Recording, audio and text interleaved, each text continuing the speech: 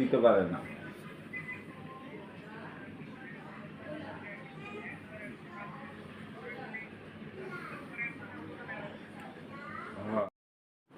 মানুষের যত বয়স হোক অভিজ্ঞতার কোনো শেষ নাই। কম হোক আর বা বেশি হোক, দিন দিন দেখি অভিজ্ঞতা হয়েই যাচ্ছে।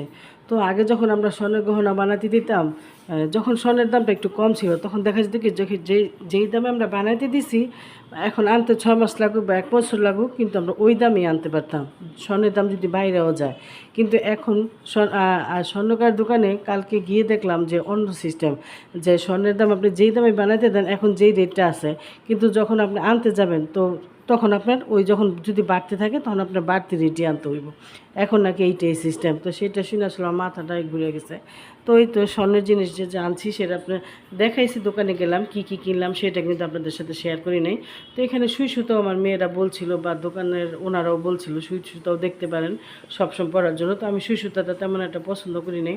তো আর চাইছিলাম একটা মুক্তা নাকের চুঙ্গি। তো এই ছোট্ট মুক্তা নাকের চুঙ্গিটা তারা বলতেছে 2500 টাকা, তাও আবার 21 ক্যারেট, 2500 টাকা বলতেছে। তো শুই না আমি আর নিলাম না। তো আমি আমি বলছিলাম 1200-1500 টাকা বলছিলাম, বলছে যে না আপা এখন অনেক দাম স্বর্ণের। তো এই জন্য আমি আর নিলাম না মুক্তার চুঙ্গিটা। কিন্তু মুক্তা নাকের চুঙ্গি আমার কাছে অনেক ভালো লাগে। তো হ্যালো এভরিওয়ান, আসসালামু আলাইকুম, সবাই কেমন আছেন? আশা করি যে যেখানে আছেন ভালো আছেন, সুস্থ আছেন। আমরাও আছি আল্লাহর রহমতে ভালো। তো এই তো কী নিলাম সেটা আপনাদের সাথে আজকে শেয়ার করব। তো এই তো এই ছোট্ট কানের দুলটা আমি সবসময় পরার জন্য নিলাম। তো এর আগে বছর দেড়েক আগে আমি একজোড়া জিনিস, ছোটো একজোড়া আরেকজোড়া জিনিস কিনছিলাম সবসময় পরার জন্য। তো সেইটা আমার কাছে একটু বড় বড় মনে হয়। তো এই জিনিসটা কিনলাম। তো এই জিনিসটাও নিলাম, ছোট্ট চাই একবারে যাতে আমি সবসময় পরতে পারি। জিনিসটা আমার কাছে ডিজাইনটা খুব ভালো লাগছে। তো মেয়েরাও এই ডিজাইনটা পছন্দ করছে, তো ভাবলাম এইটা এনে ছোটোখাটোর মধ্যে আছে। আর এখন তো আসলে স্বর্ণের জিনিস পরা যায় না, স্বর্ণের জিনিস নাইও আর পরাও যায় না, কারণ স্বর্ণের যে দাম 1,70,000 টাকা ভরি। তো আমাদের মতো মানুষের তো সম্ভবই না, কারণ এত দাম দিয়ে স্বর্ণ কিনা কি আমাদের মতো মানুষের সম্ভব? কারণ এখন খেয়ে পরে বাঁচাটাই হলো খুব মুশকিল। তো সব জিনিসের যে দাম, তো স্বর্ণের দাম তো আকাশ ছোঁয়া। তো তারপর আল্লাহ পাক তৌফিক দিয়েছে যতটুকু কেনার, তো আল্লাহ কাছে লাখ লাখ শুক্রিয়া। তো এই তো স্বর্ণের জিনিসটা নিলাম। তো আমার ছোট্ট জিনিসটা কেমন হয়েছে সবাই কমেন্টে জানাবেন। তো নিহার একজোড়া জিনিস, যেটা গত ভিডিওতে দেখাইছিলাম, বড় একজোড়া জিনিস 5 আনি 5.5 আনির মধ্যে, সেটা বানাতে দিলাম নিহার জন্য। তো সেটা 6 মাসের ভিতরে নিব, কারণ অনেক টাকা তো 5.5 আনির দামই। 5.5 আনি আমি বলছি, কিন্তু আনার সময় হয়তো ইচ্ছা আছে, যদি আল্লাহ পাক রহমত করে একটু বেশির ভিতরে আনার ইচ্ছা আছে। তো সেটা বানাইতে দিয়ে আসলাম। আর এখানে নিহা একজোড়া নূপুর নিতে চাইতেছে। তো অনেকদিন যখন নূপুর নূপুর বলতেছে, তো বলতেছে আমার আবার না রূপা তেমন একটা ভালো লাগে না। তো ভাবলাম ঠিক আছে আসছে যখন একটু দেখাই যায়। তো এখানে একজোড়া নূপুর পছন্দ করছে, একবারে সিম্পল, কোনো কিছু নেই। তো এই নূপুর যেটা ওজন দেওয়া হলো, তো ওজন দেওয়ার পর হয়েছে 2 ভরি কত রত্তি যেন। তো দুইটা তো ও খুব পছন্দ করছে, আমার কাছে খুব ভালো লাগছে। তো রূপা তো আসলে এভাবে পড়া হয় না, কেনাও হয় না, পড়াও হয় না। রূপা আমার ঘরে মোটামুটি ভালোই আছে, কিন্তু পড়া হয় না। তো বললাম একটু ওজন দিতে, তো সে ওজন দিল। তো বললো 2 ভরি কয় রত্তি জানো? তো সেটা দাম আসছে 5,400 টাকা। তো ও বলতেছে যে না আম্মু এত টাকা দিয়ে রূপার পায়েল নিব না।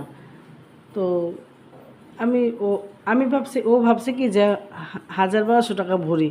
আমি যে বলছি 2,200 টাকা ভরি, সে বিশ্বাস করে না, যে না আম্মু রূপার দাম এত না। তো দেখে বলতেছে না আম্মু এত দাম দামি রূপার পায়েল কিনবো না।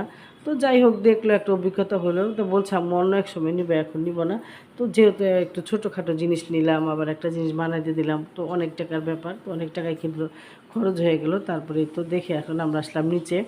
তো আসার পরে যেহেতু একটা জিনিস কিনলাম, আর মার্কেটে আসলে বাচ্চাদেরকে কিছু খাওয়াইতে হয়, আর মার্কেটে আসলে আমার কাছে খাইতে কিন্তু খুব ভালো লাগে, যদি সাধ্য থাকে আর কি। তো এখন ওরা বার্গার খাবে। তো আমার ইচ্ছা করছিল লাচ্ছি খাইতে, কিন্তু লাচ্ছিটাই আমার কাছে বেশি ভালো লাগে, কারণ ঠান্ডা ঠান্ডা মার্কেটে আসলে ভালো লাগে, অন্য কিছু আমার কাছে ভালো লাগে না। কিন্তু যেহেতু আলিফের আমার ঠান্ডা, তো এই জন্য আমি লাচ্ছি নিলাম না, কারণ আমি নিলে ওরাও খাইতে চাইবে, এই জন্য আমি আর নিলাম না। তো বার্গারটাই খাইলাম সবাই মিলামিশা। তো পুরোটা আমরা শেষ করতে পারি নাই। তো আবার একটা আমরা বাসায় আপনাদের ভাইয়ের জন্য নিয়েও আসছিলাম। তো বাসায় গিয়ে দেখি যে আমার বাসায় আসছে, মেহমান ফোন দিছিল। তো তাড়াতাড়ি আসলাম বাসা। তো বাসায় এসে দেখি আমার ছোটো খালাম্মা আইছে আমার বড় মেয়েকে দেখতো, যে ও তো ঠান্ডা জ্বর ছিল সেই কারণে। তো আয়সা বলতেছে যে আমরা আসছি রুগী দেখতে, রুগী গেছে মার্কেটে। তো যাই হোক, তাদেরকে আর ক্যামেরার সামনে আনলাম না, কারণ তারা ক্যামেরার সামনে আসতে চায় না। আর আমি যারা আসতে চায় না তাদেরকে কখনো আনি না, জোর করি না, কারণ যে ভালোবাসে তাকে, যে আসতে চায় আমি তাকে আনি, যে আসতে চায় না আমি তাকে আনি না। তো মেহমানদারি করার পর আবার কিছু রান্না বান্নার ব্যবস্থাও করতে হইব, ভাবছি কিছু রান্না করব। তো আলু সিদ্ধ করছি আর ঝাল ঝাল করে আলু ভর্তা করব, এই হলো আজকের মেনু। আর দুপুরের যে তরকারি আছে ধুন্দুল, ধুন্দুল দিয়ে রান্না করছিলাম চিংড়ি মাছ, আর হলো করলা ভাজি। তো এইগুলি আছে, তারপর ভর্তা করলে ভালো লাগে, আমাদের ঘরে ভর্তাটা একটু বেশি ভালো লাগে। তো এই তো আজকে ভিডিওটা কেমন হয়েছে সবাই লাইক কমেন্ট করবে, তো আর সবাই জানাবে যে কেমন হয়েছে আমার কানের জিনিসটা, কারণ একটা লাইক দিলে, একটা লাইকেই কিন্তু অনেক আগ্রহ বাড়ে একটা ভিডিও করার। তো তোমরা যদি একটা লাইক কমেন্ট করো অবশ্যই ভালো লাগে। তো আসলে মন খারাপ লাগে যে আজকে এতদিন যাবৎ এই চ্যানেলটাকে টেনে নিয়ে যাইতেছি, যেমন তৈলাক্ত কলা গাছে বেয়ে ওঠা যে অবস্থা, আর আমার চ্যানেলটার অবস্থা ঠিক সেম। তো যাই হোক, আল্লাহ পাকের উপরে তাকায় আছি, আল্লাহ পাক যখন করবে তখনই স্বার্থ হবে, সাকসেস হবে। আর যদি তোমরা আমার পাশে থাকো, যারা আমাকে ভালোবেসে সাবস্ক্রাইব করছো, তাদের তো অনেক অনেক ভালোবাসা, আর যারা না করছো তাদের তো আর কিচ্ছু করার নাই। তো আজকে ভিডিও এখানে শেষ করলাম, তোমরা সবাই ভালো থাকো, সুস্থ থাকো, আল্লাহ।